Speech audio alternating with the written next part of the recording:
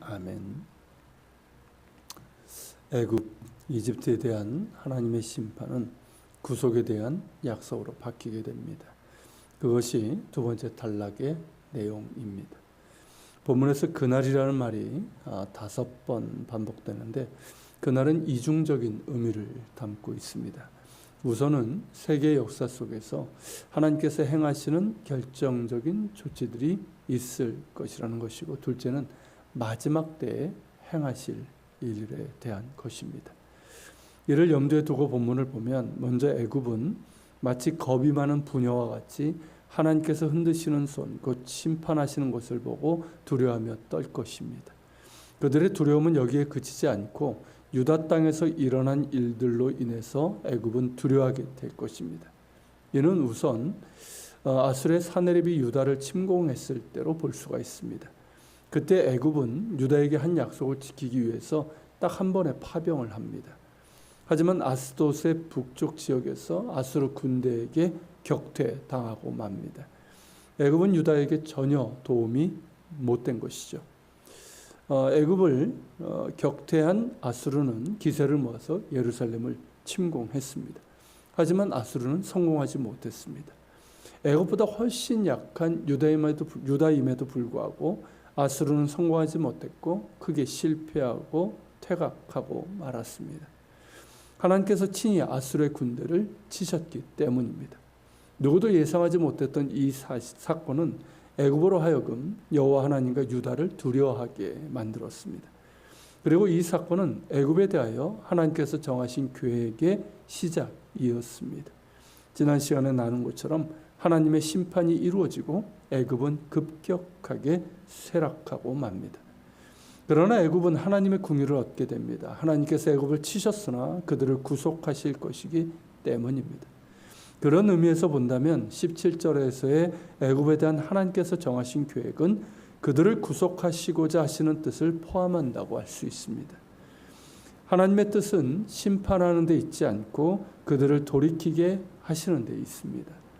죄를 미워하시나 죄인을 미워하지 않으시고 궁일이 여기시는 하나님이시기 때문입니다.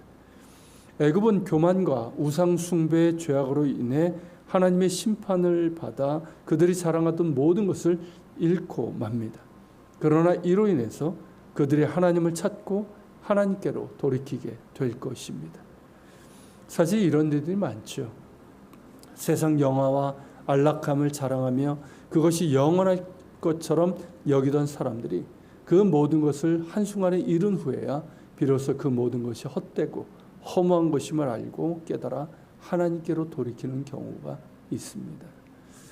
혹은 인생의 고난과 역경 가운데서 세상의 모든 소망이 끊어진 그때에 하나님을 만나 하나님께로 돌이킨 사람들도 많습니다. 경우가 어떻든 그 과정을 통해서 하나님을 찾고 하나님께 돌이킬 수 있다면 그것은 축복이고 이 세상에 그 어떤 것과는 비교할 수 없는 보화를 얻은 것입니다. 18절에 보면 그날의 애굽 땅에 가나안 방언을 말할 것이라고 했는데 이는 바벨탑의 언어의 분열과 혼돈 그리고 오순절 성령 강림을 통해 언어가 통하고 뜻이 통하고 마음이 통하던 그 일을 생각하면 쉽게 이해가 될 것입니다. 하나님처럼 되고자 했던 인간의 교만은 분열을 야기합니다. 바벨탑은 물론 언제나 그러합니다. 교만은 언제나 분열을 야기하고 말이 통하지 않으니 서로를 오해하고 미워하고 적대시하게 됩니다. 그러나 성령 강림으로 언어가 통하고 뜻이 통하고 무엇보다 예수 그리스도 안에서 하나님을 예배하는 하나의 입이 되었습니다. 애굽이 그렇게 될 것이라는 뜻입니다. 애굽 역시 이스라엘과 같이 하나님을 알고 하나님을 예배하는 입술이 될 것이라는 뜻입니다. 나아가 온 세계가 예수 그리스도 안에서 성령의 임재 가운데 한 분 하나님을 예배하게 되는 그런 하나의 입술이 될 것입니다. 바벨의 분열에서 다시 하나의 언어로 돌아가게 될 것입니다. 한 영, 한 마음, 하나의 언어로 하나님을 예배하게 될 것입니다. 또한 그들이 만군의 여호와를 가리켜 맹세하게 될 것입니다. 이는 애굽이 하나님께 충성을 약속하는 맹세를 뜻합니다. 이제 모든 우상을 버리고 살아계신 하나님만을 섬기며 충성하겠다는 맹세입니다. 믿음은 충성입니다. 오직 하나님만을 섬기며 따르겠다는 충성입니다. 그런 믿음으로 애굽이 하나님을 따르게 될 것이며, 여기서 애굽은 하나님을 대적하던 세상을 대표하기에 온 세계가 그렇게 될 것이라는 전망이라 할 수가 있습니다. 또한 18절에서 만군의 여호와를 가리켜 맹세하는 다섯 성읍 중에 하나를 멸망의 성읍이라 칭할 것이라고 했는데, 그 해석이 어려운 구절입니다. 히브리어 원문으로 보면 멸망을 뜻하는 단어로 떼어 있지만, 다른 히브리어 사본이나 쿰란 사본을 보면 태양을 뜻하는 단어로 되어 있습니다. 우리말로는 뜻이 전혀 다르지만 히브리어로 보면 첫 글자만 다를 뿐만 아니라 알파벳 모양도 거의 비슷합니다. 그러니까 선 하나가 연결되어 있는가 아닌가 하는 그 차이일 뿐입니다. 그래서 많은 학자들이 사본의 이 표기에 따라 태양의 성읍으로 읽는 것이 문맥상 더 적합하다고 제안을 합니다. 태양의 성읍이라고 본다면 이는 애굽 사람들이 최고의 신으로 숭배하던 태양신, 이 레를 섬기는 성읍인 온을 지칭합니다.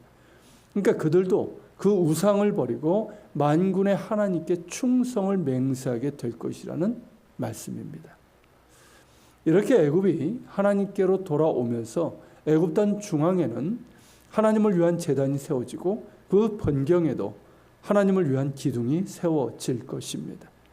여기서 언급된 제단과 기둥을 애굽에서 발견된 성전과 연결시켜 이렇게 이야기하는 사람들이 있습니다. 실제로 애굽에는 후에 그리로 이제 피신한 예레미야 이후죠. 피신한 이스라엘 사람들에 의해서 세워진 성전 유적이 있습니다. 그 제단과 기둥으로 보는 것인데, 본문은 애굽 내에서 이스라엘 사람들이 세운 제단과 기둥을 말하는 것이 아니라 애굽 사람들이 세운 것에 대해서 말씀하고 있습니다. 그렇게 애굽 땅은 살아계신 하나님을 예배하는 곳이 될 것입니다. 이는 전적으로 하나님의 은혜입니다. 애굽을 치셨던 하나님은 이제 그들의 구원자가 되실 것입니다.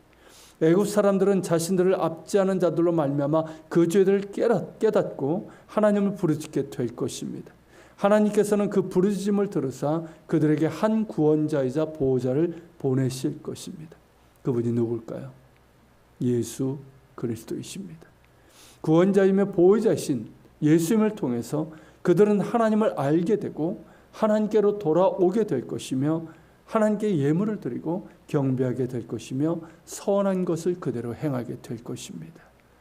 죄인을 치셨으나 긍휼히 여기사 그들을 고치시고 돌이키게 하시는 하나님의 은혜를 보게 됩니다. 그러한 은혜가 애굽 위에 그리고 온 세상에 임했고 더욱 임하게 될 것입니다. 애굽의 구원에 대한 예언의 절정은 23절부터입니다.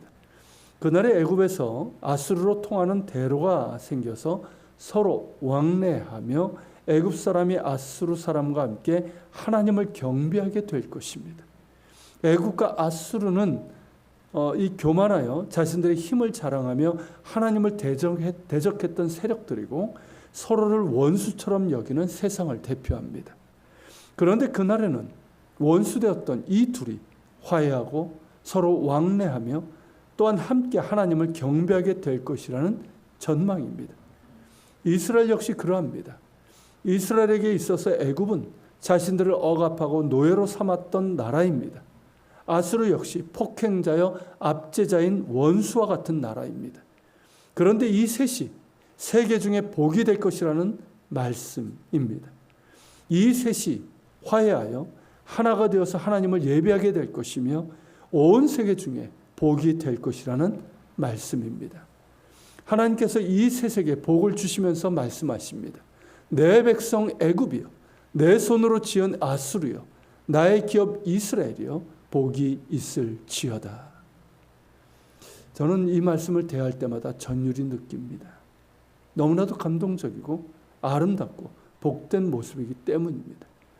도저히 함께 할 수 없는 자들이 함께하고 원수되어서 중간에 막힌 담이 있는 철천지 원수 같은 자들이 서로를 용서하고 화해하여 한 마음으로 하나님을 예배하는 이 모습입니다.